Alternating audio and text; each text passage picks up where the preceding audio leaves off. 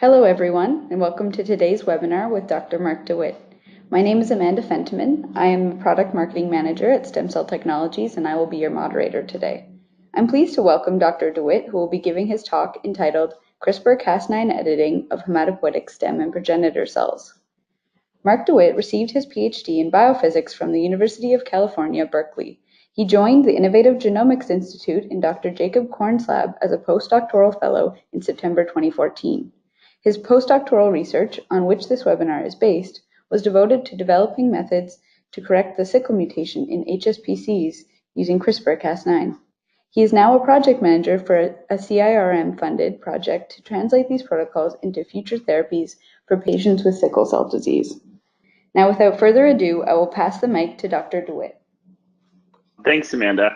And thanks for the introduction. Today I'm going to give a brief talk about how we do gene correction in CD34 HSPCs using our Cas9 ribonuclear protein-based methods. As Amanda mentioned, my name is Mark DeWitt. I'm a project manager for a CIRM-funded translational project, and I'm based in Berkeley in Jacob Korn's lab. Okay, so quick overview. First, we're going to talk about what are CD34 plus stem cells and where do you get them.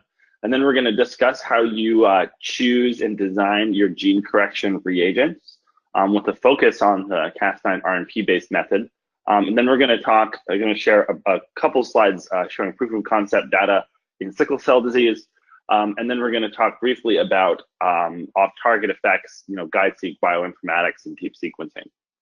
Okay, so correction for genetic blood disease. So, my work with stem cells is very much based around the concept of building gene editing as a therapy. But of course, it's tremendously useful for research as well. But for the therapeutic question specifically, I'm interested in correcting the mutations that cause genetic blood disease. And so typically this involves inserting new sequences into the cells using gene editing. In particular, for example, correcting the SNP that causes the sickle mutation. And so if you want to correct a genetic blood disease in your laboratory and sort of develop a protocol and reagent set that you think could actually, be effective, first you need to design your gene editing reagents, and we're going to talk about that. But there are also several disease-specific considerations that I obviously can't tell you about. First off, what level of correction is required to achieve a clinical benefit? You can get this from clinical data, from animal model data, but you have to get it from somewhere, and you can't get it from your own studies. Second, is there a phenotypic assay to assess correction? So, ideally this is a cell-based assay in a human cell type that you can use to benchmark whether or not your treatment actually was effective at the phenotypic level. And finally, is there an animal model of disease? And if so, do you have surrogate gene editing reagents that are available or effective? So just a quick background on sickle cell disease, the disease that I have been studying for the past several years now. Sickle cell disease is an inherited recessive disease caused by a single nucleotide mutation in the adult beta globin gene, which is also called HBB. This causes the resulting hemoglobin tetramers to aggregate inside the red blood cells, which causes them to adopt this elongated so-called sickle shape. These sickle red blood cells can clog blood vessels, causing pain crises and other vasculopathy symptoms, ultimately leading to organ damage, organ failure, and an increased risk of severe pulmonary symptoms, including stroke, pulmonary hypertension, and acute chest syndrome. These symptoms combine to lead to a dramatically reduced quality of life due to those crises, along with a 25 to 30-year decrement in lifespan. This is a very serious disease. 100,000 individuals are affected in the United States, almost all of whom are African American. Millions more are affected worldwide, mostly in sub-Saharan Africa, with a significant population in southern India as well. So it's a very serious disease. It's distributed very broadly in the developing world as well. As I mentioned earlier, you kind of want to know how much correction you have. And there's a few different ways to estimate this for sickle cell disease, but they all kind of point towards the same sort of low bar for delivering a clinical benefit.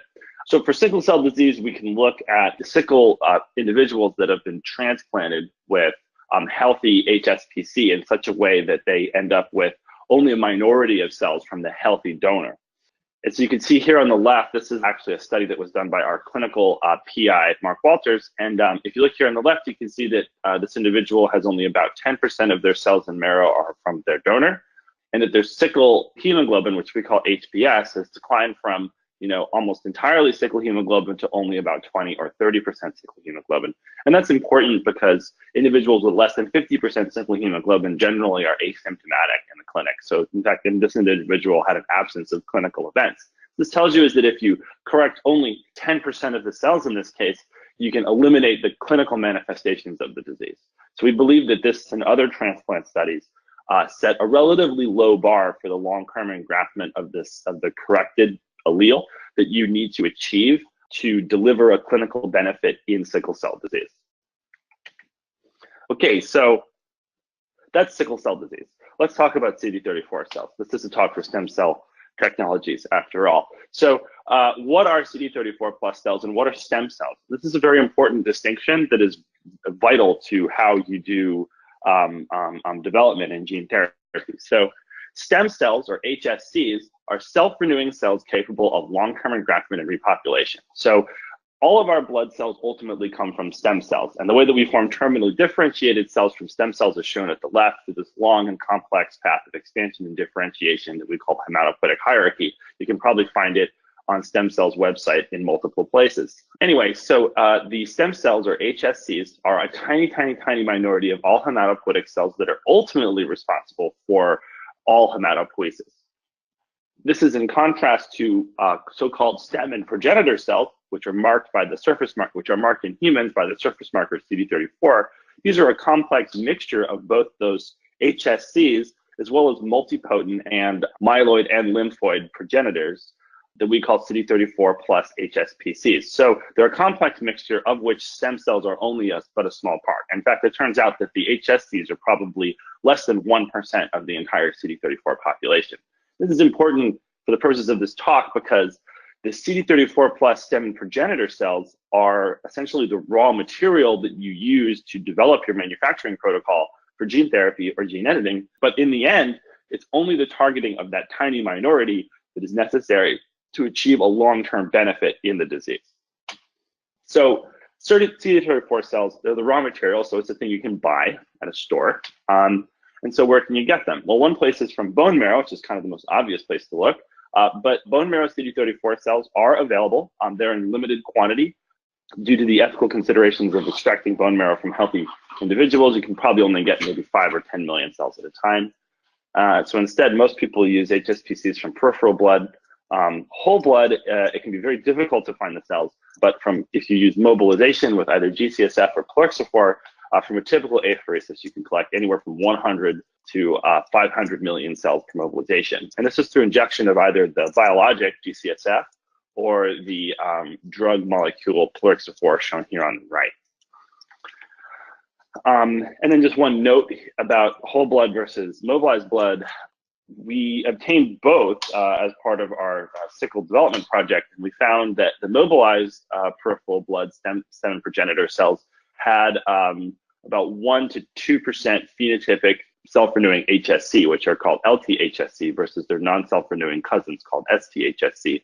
And then if you use the HSPCs obtained from transfusion discard material or whole blood, that those self-renewing HSCs are entirely absent. And this is just to point out that they're both CD34, but they're actually different mixtures of cells. And so if you're doing a development project, you want to pick cells that are similar as possible. In our case, we're envisioning the use of mobilization, so we use mobilization cells, and we don't think that transfusion discard cells are any kind of surrogate for the mobilized cells. Okay, you can also obtain HSPCs from cord blood. You generally get I think a pretty solid amount per cord unit, and you can purchase them commercially from multiple sources. The quantities are somewhat limited relative to mobilization, but the quality is excellent. But they are from a sort of different type of person, a fetus instead of an adult. So where do you get your cells? So it's important to identify and become comfortable with your source of stem cells. You can purchase them commercially. STEMCELL, I believe, provides them. That's generally how we purchase our stem cells in our laboratory, although not yet from STEMCELL. It's more expensive. It's a higher quality. You can also obtain CD34 cells from a variety of academic centers, or you can make your own, which our collaborators down in LA is their preferred choice. In this case, you would need a specialized large-scale cell separation equipment. The yields can be variable, but the price cannot be beat. So this would be you would purchase your own apheresis and then do the isolation of the cells yourself. If you want to do mobilization as well, that's a whole nother level of work. Okay, so how do you culture stem cells for gene editing? So first you start with your CD34 cells that you've obtained from whichever source you think is appropriate. Then we thaw them and culture them in our base media, which is shown here at the bottom right. And this is something I can recommend that STEMCELL makes. It's STEMCELL's SFEM2 medium with the CC110 cytokines, which is basically FLT3 ligand, TPO, and SCF. So we thaw and culture the cells for 2 days in our base media. We then treat the cells with our gene editing reagents, and then we can analyze the gene editing outcome or the consequences of gene editing by a wide variety of methods. And in general, it's good to do all of these methods at least one time to get a compelling and sort of multifarious package for looking at what you did. Okay, so one thing, to simply analyze the outcome of the gene editing, we put the cells back in SFEM2 with the CC110 cytokines, culture them for 3 to 7 days, and then we genotype them using our next generation sequencing assay. To assess the phenotype of the stem cells, is whether or not the cells can still engraft, we culture the cells for an additional 24 hours, inject them into immune-compromised mice, where they will be given 4 months to engraft. We then assess the engraftment and multipotency of the engrafted cells after 4 months by flow cytometry. Alternatively, I think either 0 or 1 day after electroporation, we will plate the edited HSPCs in STEMCELL Technologies Methicult TM brand methocellulose medium. And this is to grow colonies for a CFU assay, and the exact part number is shown down here on the bottom left. And so in this case, you'll look at, this is the easiest way to access the editing state of individual clones. So in this case, you would grow up, you would plate the cells in the methocellulose, which is, and then colonies will grow. You then pick individual colonies. You can then spin them down, split them in half, and then send half of them for the genotyping as if there were for bulk cells, and then the other half can be sent for phenotyping by RNA-seq. And so you can get a very powerful sort of genotype-phenotype insight into edited stem cells using this method. We've done this in a variety of contexts for multiple different projects, including for disease modeling. And then finally, you can assess the phenotype by differentiating the edited stem cells into their terminally differentiated cell type in which your disease manifests. So in our case, that's differentiation into red blood cells. And so we transfer the cells into SFEM2 with STEMCELL Technologies erythroid expansion supplement, which expands the cells down that erythroid arm and the hematopoietic hierarchy I showed you earlier, for about 9 to 12 days. And then we put them into a simple medium, including EPO and mifepristone, for another 5 to 7 days to form erythroblasts, late-stage erythroblasts, RBCs, whatever you want to call them, hemoglobinized cells. And then we can phenotype them by either RNA-seq for globin gene expression, or by our preferred choice, which is HPLC for hemoglobin expression. All of these are just different ways of looking at, with different ways of analyzing what you did. Okay. So how do you choose your reagents for that key step in the middle there, which is the gene correction step? So first off, gene editing. How does gene editing work? Gene editing starts with a site-directed nuclease, the sort of business end of the thing, whether it's a ZFN, a TALEN, or a CRISPR. You have a nuclease that you can direct to some part of the genome in a targeted manner, and you make a double-stranded break. And then from there, of course, your cells will, the target cell's endogenous repair machinery will take over. So one way to repair the break is to just stick the ends back together, which is what we call NHEJ. And this is an error-prone process that leads to the generation of short insertions or deletions, shown here, also known as indels. And so if you're generating these indels in a coding region of a gene, then such as HBB, then you get gene knockout. And then there's what we're more interested in on the right here, which is you can repair the break by using a piece of donor DNA as a template to repair the break in a precise manner. And so what we do in our work is we actually supply the donor template exogenously, bearing, for example, the corrected sequence. And then the cell's own HDR machinery will take up the donor template and use it to repair the break that we made near the cyclic mutation, but this time it'll go in as corrected, and boom, et voila, we've corrected the disease. Our preferred method for breaking the break is using this thing called the Cas9 ribonuclear protein, or RNP, and then we couple that with the single-stranded DNA, or ssODN. And as is important to note about this gene editing machinery is that it is entirely synthetic and animal-free. There are no viruses, there are no plasmids, there's everything that could be made in a laboratory with essentially synthetic reagents.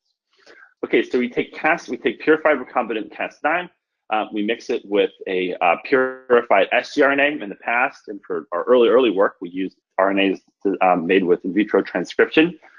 We then paired the RNA with the Cas9 to get this RNP, so that the RNA will a complex to the Cas9 to make this RNP, which is an autonomous particle able to make DSVs both in vivo and in vitro. We then pair this with a single-stranded DNA bearing the edit that we want. We deliver them to cells by electroporation to show you how well it works. I've got some data in a 293 T cells that are expressing BFP. When we supply an RNP that cuts at the BFP along with a single-stranded DNA that turns it from a blue to a green fluorescent protein, and you can see what happens here on the right, which is almost complete elimination of the BFP allele through either indels or HDR. So we go from all blue to no blue with quite a bit of null alleles, and then about 25, or I think in this case 27% of the edited cells are actually flipped from blue to green. And basically the idea with the CRISPR mutation is that we'd be doing something kind of similar to this. Okay, so when it comes to editing the actual target of choice, how do you choose your RNAs? So we began by synthesizing every single RNA that cuts within about 50 base pairs of the CRISPR mutation that were appropriate for our purpose. So, since we're in a coding region, we had to mutate PAMs to prevent recutting, and we couldn't mutate anything we had to have silently mutatable PAM. That's basically it. So we synthesized all of these guides by in vitro transcription, and then we paired them with Cas9 protein and delivered them to K562 cells by electroporation. And we can assay for genome editing in a sort of rough and easy way using this restriction digest called the T7 endonuclease digest, which is, T7 is basically an enzyme that cuts, you can think of it as cutting indel alleles. I mean, it actually cuts mismatched DNA strands after reannealing, but basically the more indels you got, the more cutting you get. And that is shown down here. And what you can see here is that some of the guides cut better than others. And in fact, it turns out that two of the guides, so-called guide 10 and guide 5, events the most cutting. We then looked at guide 10 and guide 5 in terms of HDR. So in this study, we're supplying a single-stranded DNA template that, converts the wild type mutation at the HBB into sickle, and cutting with either guide 10 or guide 5. And we find that guide 10 appears to work much, much better than guide 5, with HDR rates typically around 35 to 40%. And this was done through next generation sequencing, where we PCR the targeted region, attach sequencing adapters, and deep sequence the target region, and then align that to the reference to call each allele as either indel or HDR, pile them up and get the percentages. In our early studies, we used in vitro transcribed RNAs. Now we use exclusively synthetic sgRNAs, and I'll just give a quick plug for RNA protection. And so in a paper collaborative between Agilent and Matt Porteus's group, they presented their experience with protected RNAs. And so based on that, we went back and tried them. So let's just back up a second. You can make RNAs through a synthetic process, just like making a DNA. It's like a DNA primer, where it's like an RNA primer. It's a 90 base pair RNA primer. And so if you just use your simple unmodified RNA and you're doing gene editing at the silicon mutation, in this case for an HSPCs, you can see that we get reasonable rates of cutting, about 10% or so HDR at the silicon mutation. But if we switch to using a protected RNA, which is, so these letters here indicate protection, either 2x, 3x MS or 1x MSP, with the exact chemical structure shown here on the left, you can see that you get much better HDR. And that's probably because you get better recutting of the allele somehow, and you get better pasting in of the DNA sequence, although we don't know why it's an HDR specific effect. It's really just proving the effectiveness of the RNP. So I'll just point out that if you're working in stem progenitor cells, we highly recommend that you use a synthetic RNA, and that we exclusively use protected synthetic RNAs. We exclusively use the 3x MS protected RNAs to edit hematopoietic stem progenitor cells. Okay, so that's your RNA. You've selected an RNA. Maybe once you've narrowed it down to 1 or 2, you order them synthetically with the protection, and now you're ready to start gene editing HSPCs. But of course, if you're doing gene correction, you need to design an HDR donor. We're going to talk about the 2 different types of donors that people most commonly use to gene edit HSPCs. So the first are the ones that we prefer, which are single-stranded DNAs. And so single-stranded DNAs are just well, not very, but they're fairly long synthetic DNA polymers, usually 100 to 200 nucleotides long. So about the longest oligos that are accessible synthetically. And then you sort of refer to them in this way based on this paper by a postdoc in our lab, Chris Richardson.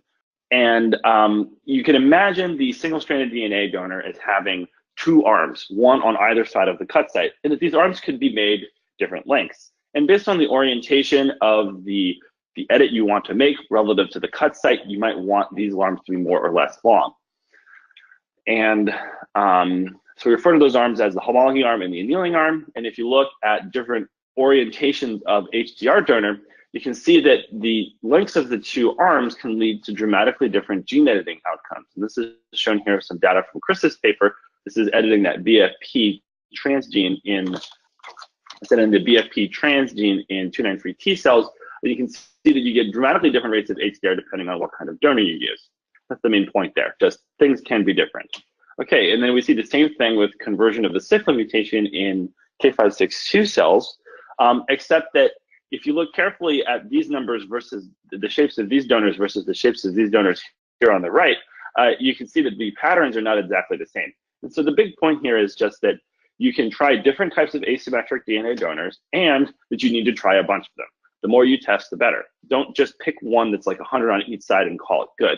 You can probably, dramatically increase, perhaps even double or triple your HDR frequencies if you're careful about your donor design.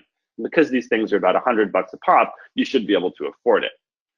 That is not true for AAV6 HDR donors. So AAV6 HDR donors are viral donors. They're sort of putatively single-stranded in the genome, and they can handle gene knock-in as well as gene conversion, whereas the single-stranded DNA is pretty much just for gene conversion, or just for SNP correction, essentially.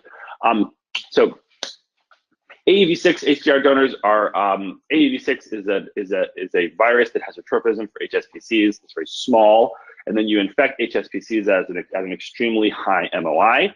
And then the viral genome, or the insert shown here between these 2 barbells, is that will act as an HDR donor the same way that the single-stranded DNA would.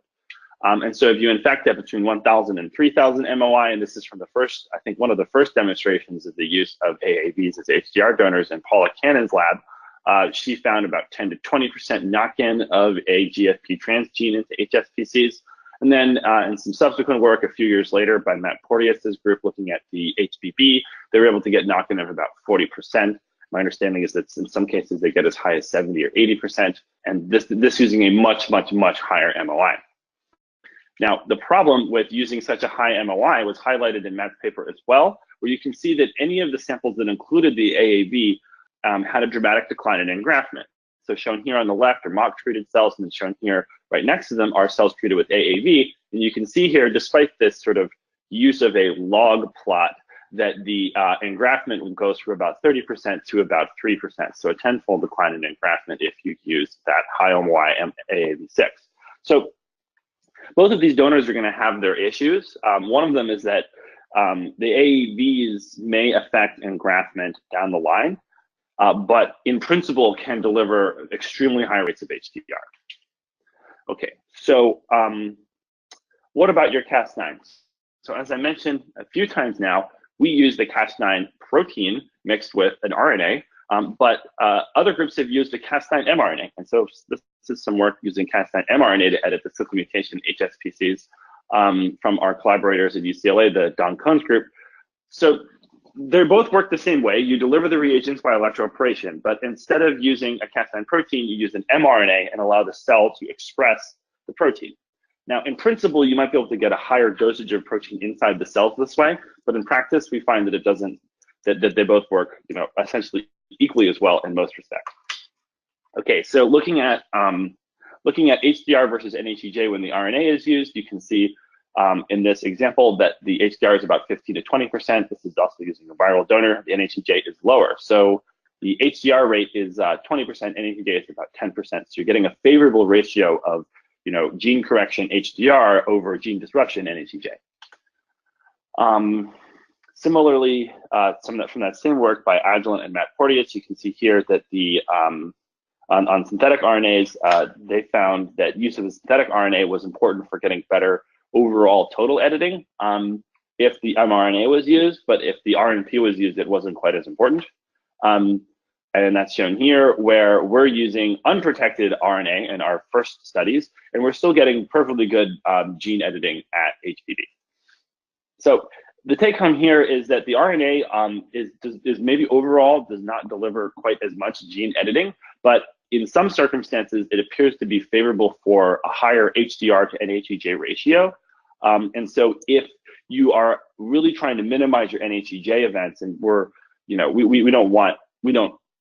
probably not trying to minimize them as much as maybe other groups are, then you might want to consider the mRNA, but it's harder to obtain in large quantities and harder to QC than a protein. So in general, we'd probably recommend you use the protein. Okay, so if you are going down the protein route, or even if you're not, there's next a question of what type of Cas9 you want to use.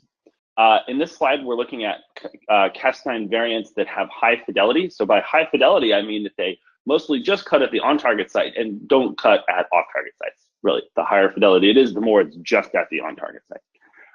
And then we participated in a beta program with IDT, and they provided us with their Hi-5 variant. We've also tried a few variants from publications, including this one, eSpike-Cas9 1.1 from Feng Zhang's lab, and then comparing it to the wild-type Cas9. And so we made RNPs with all of these Cas9s, the two IDT mutants, the published and the wild-type, and then we deliver them to HSPCs by electroporation. And we looked at cutting events at the on-target site and the two off-target sites for this guide that we had already identified. And in this case, just note we're using guide 10. And if you look at the overall cutting, you can see that the IDT mutants and the wild-type are about the same, whereas the Zhang lab Cas9 is reduced by about twofold. And we also tried Keith Zhang's HF1 variant, and that was reduced by about 4 to 10-fold. So we didn't even try it in HSPCs. And what you can see here is that at the off-target site, the wild type has quite a bit of off-target activity. It's reduced dramatically from about 30% to about 1.5% when the IDT mutant is used, and is almost completely eliminated when Feng's variant is used. You get a similar result, but at a greatly reduced magnitude at our second off-target site, OG2. So we conclude here is that the IDT variant delivers a significant 20-fold improvement in fidelity with no loss in off-target editing for our guide at HBB.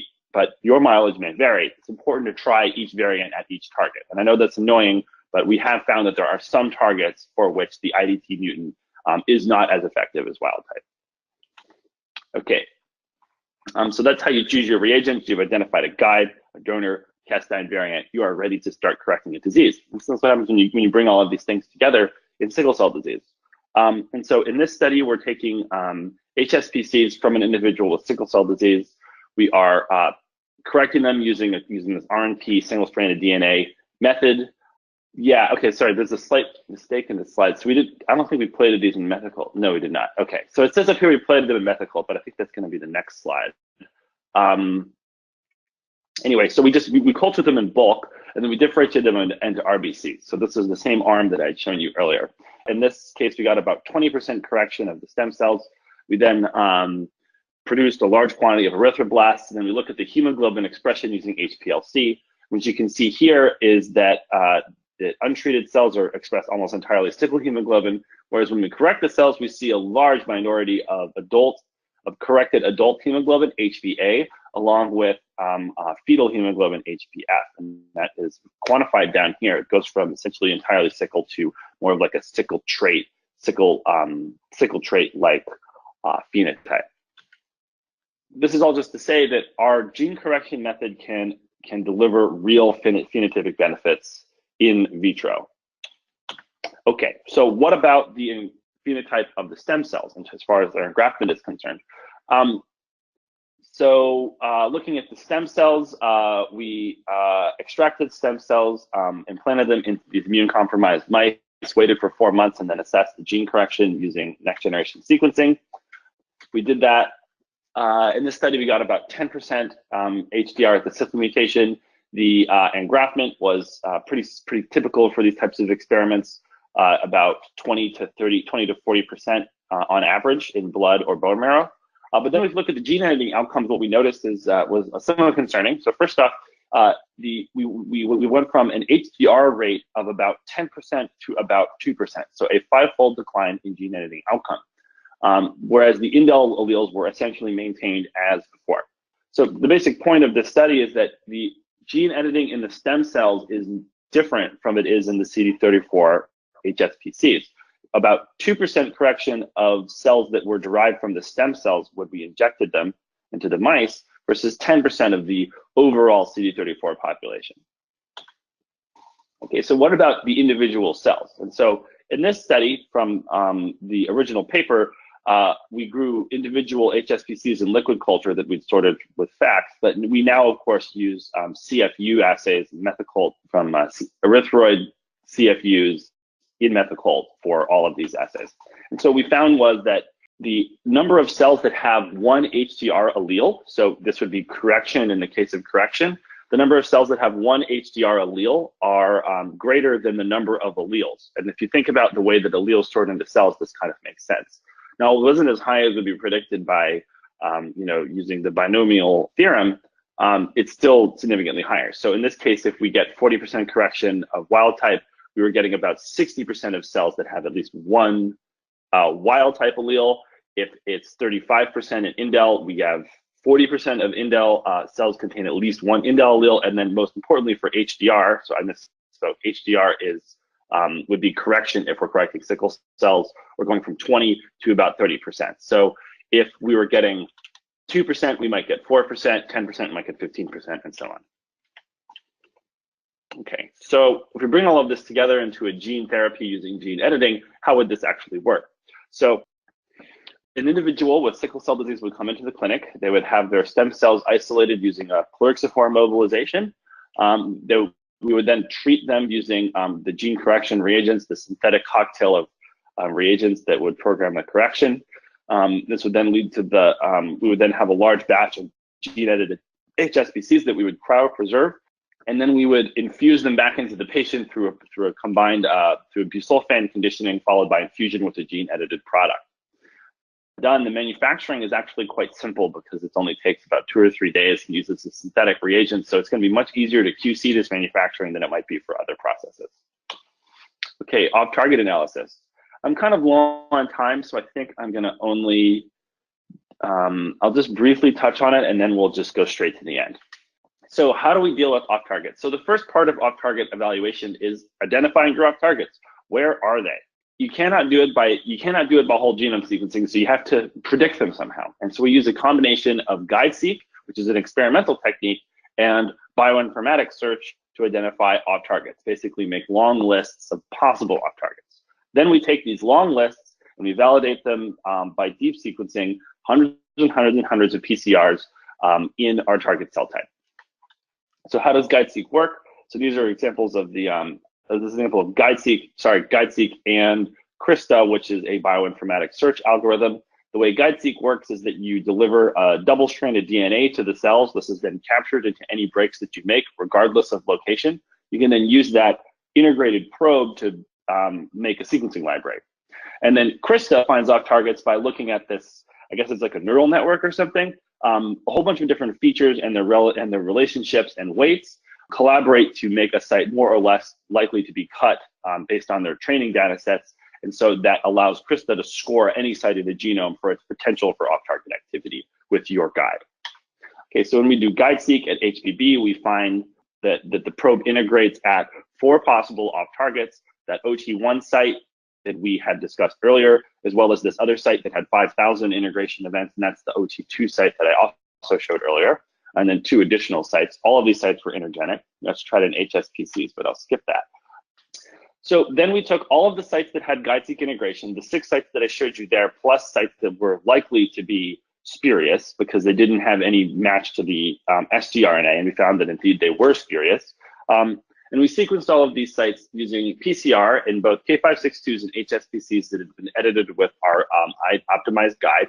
And we found that really pretty much all of the off-target activity was found in those top two off-targets, OT1 and OT2. We saw no evidence of any off-target editing at the additional sites. So this just points out that to really understand the extent of the gene editing, you need to use deep sequencing. Guide seq counts are at best an approximation. Okay, we did some stuff on translocations, but I think I'm just going to skip it. I'm also going to skip retention and immunogenicity and just go straight to the summary.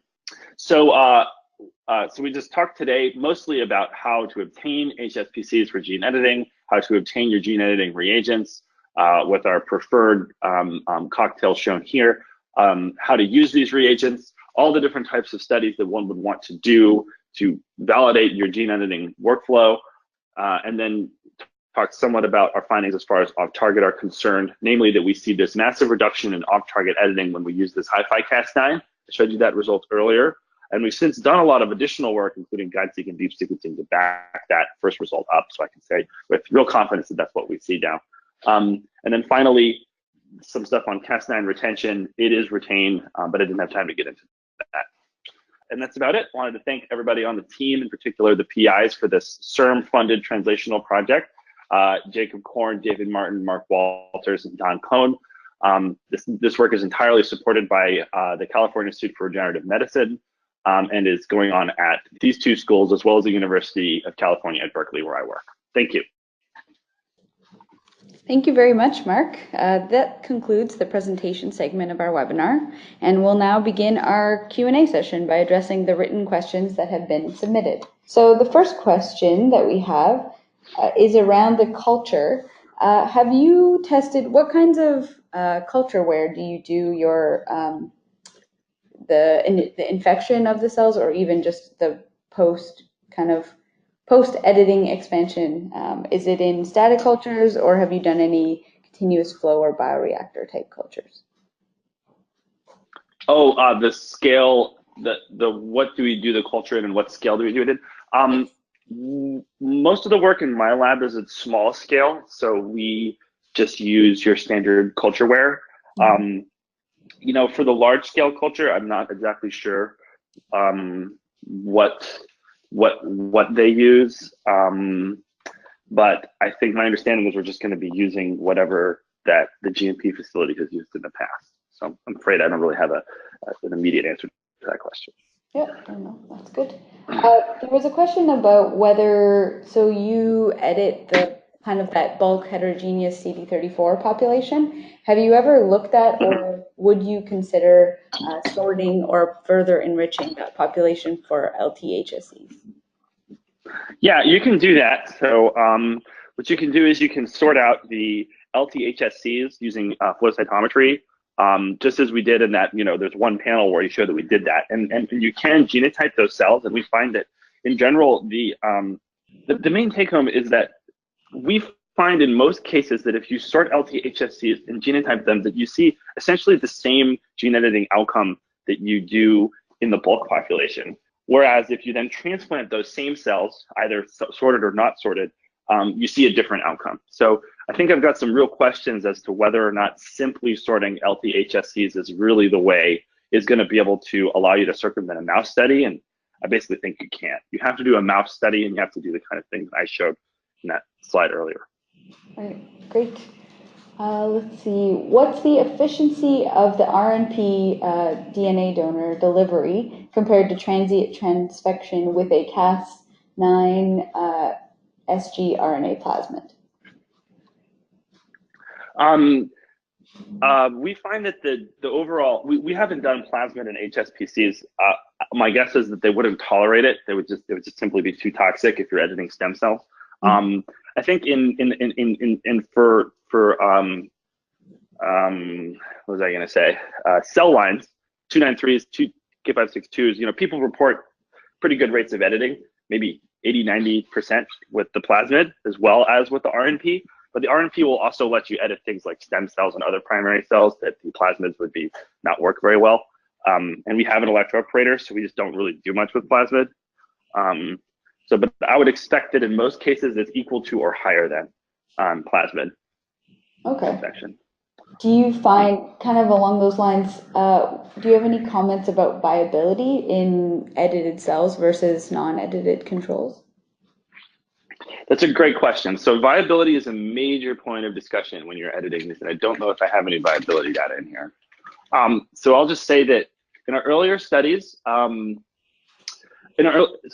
this points to a big difference between whether you're using only an RNP or an RNP and an HDR donor. If you're using only an RNP and you're gene editing stem cells using electroporation by any different method, the viability is excellent. It's usually between 88, it's usually between 90% plus.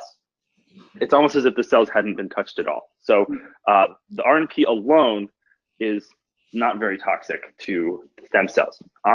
If you use an HDR donor, the viability will start to go down. And that's if you use a synthetic RNA. If you use an in vitro transcribed RNA that you made in your lab to edit your expensive stem cells, you better be careful. Because individuals in their labs do not generally purify these molecules correctly or to the proper level of purity, whereas a synthetic RNA in the larger quantity is easier to purify. Okay, so that's one note there. If you use an HCR donor, the viability can often be dramatically affected. So we essentially operate at what we think is like the maximum tolerable DNA donor dose, which is 100 picomoles per 20 microliters of electroporation. The details, of course, are in my paper, and then, hopefully we'll be able to disclose more about our newer stuff soon. Anyway, when you use this formulation, you generally get editing of the stem cells between about 70 and 80%. So it's a pretty significant, but not, it's a clear, measurable hit to your viability, but it's not terrible. But we could go higher and get higher HDR, but the viability would get too low, and so that's why we don't do that. So we're very interested in ways to reduce that hit to viability so we can access higher doses of donor. When you use the AAV, it depends on the source of the AAV, but we find that the AAV, the apparent effect on viability is reduced, so you get maybe a viability of 80 to 90%. But then we've had issues with transplanting and expanding those cells. The cells essentially don't expand and don't transplant very well. And that's also shown in that slide from the other lab's work with AAV. So AAV might not affect the viability, but it may affect the engraftment, whereas the single-stranded DNA doesn't affect the engraftment, but does affect the viability. I hope that answers the question. Oh, yeah, definitely. So kind of along those lines as well. So when you are maintaining these cells in culture, are you just looking for keeping them alive, or are you looking for kind of some low levels of cycling, or looking for them to actually expand in a measurable way? Am I looking to keep them alive? Or beyond just keeping them alive? What kind of culture am I using? So if you use the SFM2 with the CC110, you're cycling them. Okay. And that's what we generally do. There might be things you can do to keep them in sort of a keep them alive but not cycle them type culture. But I guess that's on bioRxiv. So I think we have a bioRxiv. I just realized that that is available now. So if you want to know more about that type of culture scheme, you should check out some work from my mentor, Jacob Korn's lab. First author, Jenny Shin, and it's on bioRxiv right now. And they did explore a keep them alive versus cycle them culture scheme and its effect on gene editing and engraftment. And it's really interesting work, and you should probably just go check that out. Awesome, that's great. In terms of viability analysis, do you rely on membrane integrity with the 7AAD, or do you believe that adding manual counting in a hemocytometer is a better overall picture? We use the hemocytometer, and we're going to be using hemocytometers throughout. So we looked into switching to a flow-based system, and the GMP is perfectly happy using hemocytometers, so we're just all hemocytometers. Now, so that's flow versus hemocytometer. And furthermore, both us and the GMP use manual counts because the stem cells, especially right when you thaw them, are too small to count using an automated counter. So not only are we not using a flow-based system, we are also not using an automated system at all. So it's all manual with worksheets. Old school to count the cells. Nice. There have been a few questions in here about maybe barriers in moving CRISPR-based therapies from the lab to the clinic. Could you speak to that a little bit? Whether it's like, Well, geez, where to begin? yeah, There's a exactly. lot. Yeah. Okay. Well, I would say that for our work specifically, which is devoted to gene correction using HTR, the biggest barrier is efficient maintenance of the corrected allele in the stem cell population long term. And you can see that in our previous work, we were seeing a decline from about 10% editing to about 2% editing. And we think there's ways to improve that. First off, you can just get better at editing. So now we're getting more like 30 or 40% editing, and we're seeing better results long term. But there's other ways as well that I probably don't have. I probably shouldn't discuss at the exact moment in time. Another way is through altered culture schemes, and there's work that's in that bioarchive paper I mentioned, and you should definitely check that out. So that's for gene correction specifically. I think for RNP in stem cells in general, whether you're doing correction or not, I think one issue, and I didn't touch on this much in the presentation, is whether or not Cas9 is immunogenic and whether or not individuals have pre-existing humoral responses to Cas9 that could be an issue when a product that has that Cas9 within it is infused. So immunogenicity and maintenance of the corrected allele for kind of my little space. And then, one of the first, or probably I think the first use of CRISPR in stem cells was slated to happen this year, but the company that filed the IND to start the trial got put on clinical hold by FDA, I think just a few weeks ago. And so, we're all waiting more information on why that happened and, what maybe sponsors like ourselves can do to avoid that, uncomfortable situation. But we just don't know why they got put on hold yet. It could be because of the immunogenicity that I mentioned, or it could be something completely unrelated. Right. Yeah, we're still in the early days with finding out how these things will go. Absolutely. There are a couple questions as well on actually how you were able to access disease patient samples, so mobilize peripheral blood from patients with sickle cell. Yes. I didn't. Yeah. So we do. I didn't show any data from it today, but we do a lot of work with mobilized peripheral blood from individuals with sickle cell disease. And I'll just say that we obtain it from clinical trial participants at our clinical collaborators hospital. So Mark Walters, he is a site for quite a few clinical trials in sickle cell disease, and so we essentially get leftovers from these trials that aren't needed for manufacturing. And so it's a very specific source. It's a very specific source that relies on having a real inside track.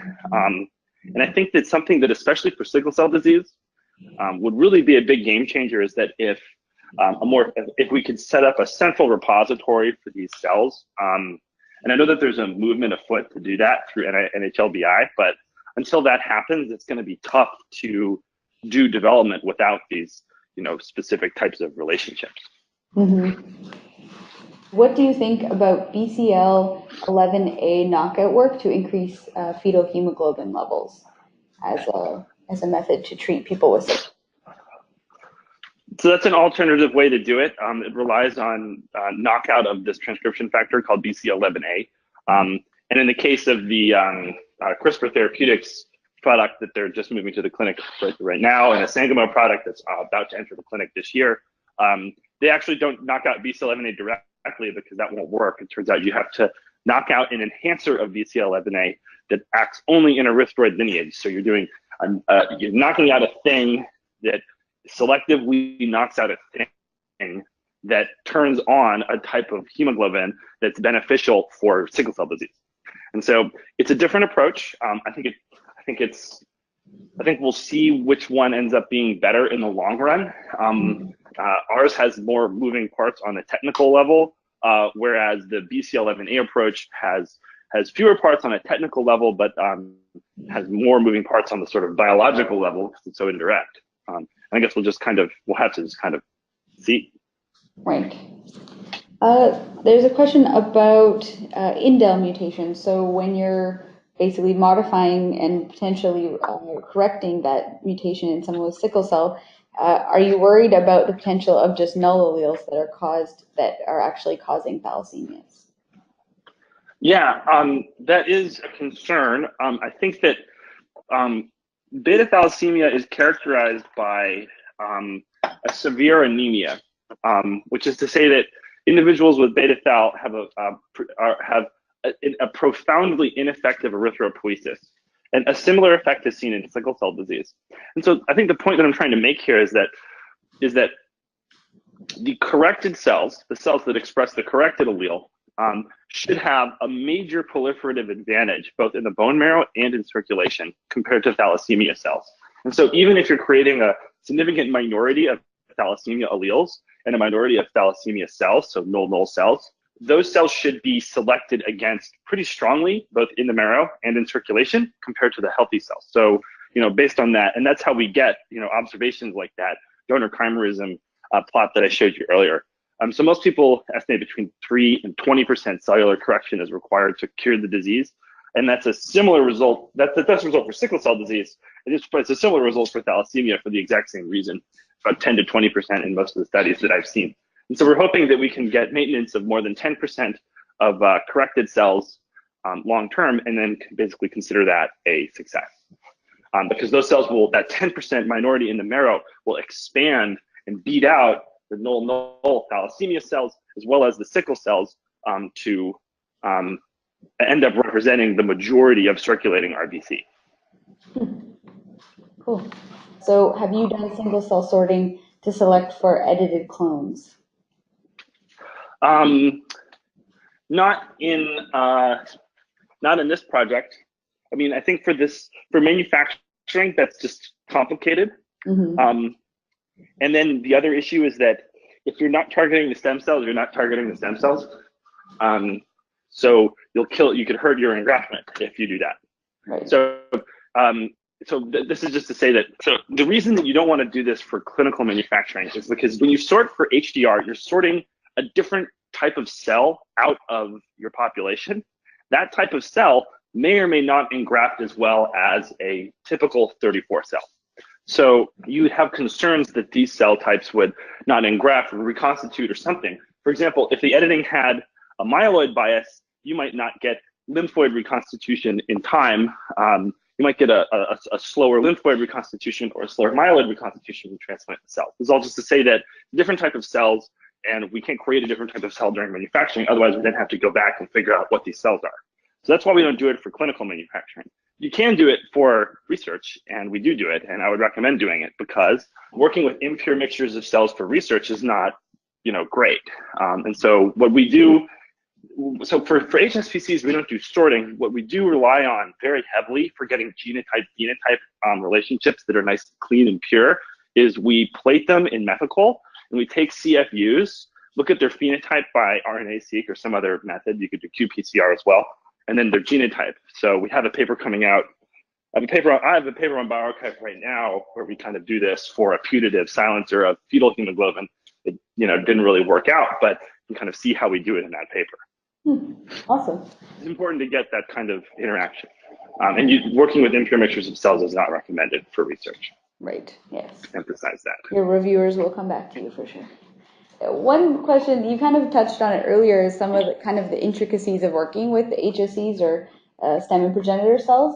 This is more of a broad thing, but do you have any tips for people who are starting to work with this cell type, recommendations for areas to go to or not to, or just things you've learned along the way in working with hematopoietic stem cells? Well, I am not as experienced as other folks. I think that, some folks have been working with these cells for their entire lives, and that's important. And so what did I do? When we first started this project, no one in Jacob's lab had any idea how to culture these types of cells, right? It was a new lab, and this was a challenging cell type. So at first, for really the first year and a half or so, all of the HSPC culture was happening at our collaborators' lab, who did have experience culturing these cells. And so it was by working closely with them that I learned how to culture the cells And now we do culture in both of our labs routinely. We've also helped a lot of other people learn how to culture them as well. So I think that one thing that you might notice that's common to all of these groups is that they did have some hands-on training. They found someone who had familiarity with how to culture the cells and knew some of the methods they wanted to use, including, for example, this gene correction method. And they actually went into that lab and they learned how to do it elbow to elbow. Right. And that's probably the best way to do it. Just because there's the problem is not that they're difficult to culture, it's that they're so expensive and relatively precious that you can't waste too many learning how to do stuff. So you have to kind of have a really clear idea about what you're going to do before you work with the cells, which is good if you're experienced, but not so much if you're not. Perfect. Great wisdom shared at the end of the webinar here. Thank you so much, Mark, for giving this great presentation, and thank to everyone who has attended and asked a lot of questions. It's been really, really great sharing this with you today. Okay, well, thanks, Amanda. Thank you so much.